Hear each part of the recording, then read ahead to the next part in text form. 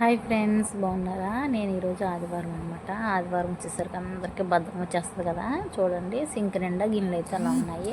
Fridge open చేశాను కదా, చూసారు డోర్లో ఎన్ని ఉన్నాయో. ఫ్రిడ్జ్లో అయితే అన్నీ అలా పెట్టేస్తానండి. నేను ఇప్పుడు వచ్చేసి పచ్చిరొయ్యలతో బిర్యానీ చేద్దాం అనుకుంటున్నాను. అందుకోసమని పచ్చిరొయ్యలు అయితే క్లీన్ చేసేసుకున్నాను. ఫ్రిడ్జ్లో పెట్టాను కదా, తీసేసాను అనమాట.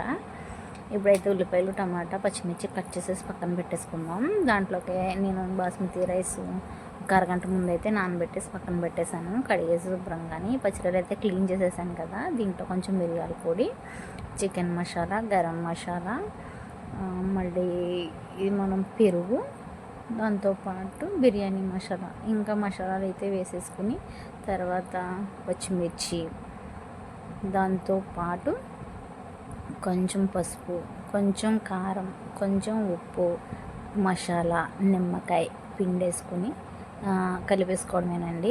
నేను దమ్ వేస్తున్నాను అనమాట పచ్చిరొయ్యలతో. నేనైతే మా ఇంట్లో అప్పుడప్పుడు ఇలా చేస్తూ ఉంటాను, ఏదో సొంత ప్రయోగాలు. ఇటు వచ్చి పలావ్ సామాన్లు అన్నీ వేసేసుకుందాం, అందులో కొన్ని వేసేసుకుని పక్కన పెట్టేసుకుందాం. తర్వాత అయితే వాటర్ వేసి దాంట్లో కూడా కొన్ని మసాలా సామాన్లు ఇలాచి కొంచెం నెయ్యి వేసేసి ఉప్పు వేసి మరగనిద్దాం. ఒక పక్కన అయితే ఫ్రైడ్ ఆనియన్స్ అనమాట వేపుకుందాం అనమాట. ఉల్లిపాయలు అయితే రెడ్గా ఫ్రై చేసి పక్కన పెట్టేసుకున్నాను. ఈలోపు ఎసరు మరిగిపోయింది కదా, ఎసట్లో వేసేసాను అనమాట. బియ్యం 70% ఉడకాలండి. ఏంటంటే పచ్చిరొయ్యలు అయితే మరీ మెత్తగా ఉంటుంది. చికెన్ అయితే ఒక అరగంట మ్యాగ్నేట్ చేసుకోవచ్చు, కానీ నాకు మ్యాగ్నేట్ చేయడానికి టైం లేదు. ఇంకా అప్పటికప్పుడు కలిపేసి దమ్ వేసేస్తున్నాను అనమాట. అందులో కొంచెం ఉల్లిపాయలు వేసి కలిపేసి ఇలా కొంచెం దగ్గరగా వేగనిచ్చి వాటర్ అంతా వచ్చేసి ఇలా పెట్టాను అనమాట. ఇప్పుడైతే రైస్ అయితే కుక్ అయిపోయింది. గ్యాస్ ఆఫ్ చేసేసి ఇదైతే కొంచెం దగ్గరగా అయిపోయిన తర్వాత వాటర్ అలా పెట్టేసి అందులో అయితే ఈ రైస్ వేసేసాను. వేసేసిన తర్వాత ఆనియన్స్ వేసేసి తర్వాత కొంచెం నెయ్యి, ఇలాచీ పౌడర్ వేసేసి మూత పెట్టేసాను అనమాట. ఒక 15 మినిట్స్ అలా కొంచెం చిన్న ఫ్లేమ్, మరీ చిన్నది కదా మరీ విధంగా మీడియం ఫ్లేమ్లో పెట్టి అలా మగ్గనిచ్చాను అనమాట. చూడండి, బాస్మతి రైస్ అయిపోయింది. రొయ్యలతో చేశాను అనమాట దమ్ము.